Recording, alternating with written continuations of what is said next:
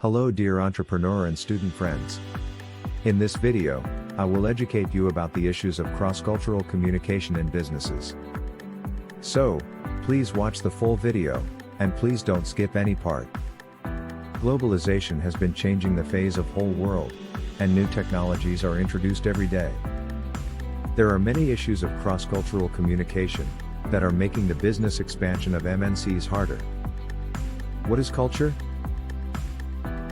Culture refers to the system of norms, compliances, and values that are shared among the group, community, or society of people. Values are the common perception of the people living in a particular society, community, or group. Norms are the social guidelines and rules that prescribe appropriate behavior. What is communication? Communication is an intentional activity of exchanging information. For the communication to be effective, sender and receiver must have a common language of speaking and understanding. There must be a proper tool for the communication. Significance of cross-cultural communication in business. Proper education of the different cultural norms and regulations can help the MNCs to communicate better with host country managers. This education can let the MNCs grab large overseas projects. There are many different cultural practices of communication in different countries. Some cultural practices are okay in one country, while a taboo in another country. Some common issues of cross-cultural communication. Differences in language. High context and low context cultures.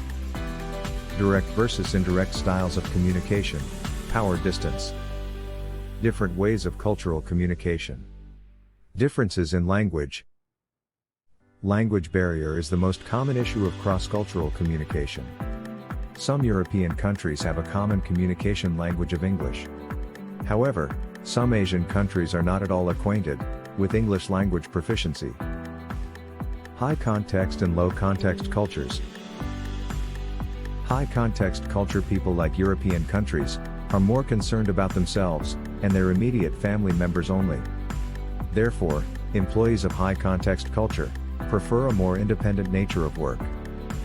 Low context culture people are more obliged to their group, community, or team they belong. Therefore, low context culture employees from Asia prefer to remain obliged to their bosses and managers. They are not supposed to say no directly to their bosses and managers, therefore, they prefer the indirect style of communication. Differences in religious beliefs. Religious beliefs also play a significant role in shaping the communication style of people within a certain community, group, or society. For instance, Buddhist religion people believes in the reincarnation of the people. Therefore, most Asian employees, where Buddhist religion is famous, thought that they can get another chance to complete their work in future. Asian employees do not directly convey their message to the seniors and colleagues, but they use some indirect way of communication because of the influence of low context culture and religious beliefs. On the other hand, Christians have a religious faith that God only provides them one birth and the present life.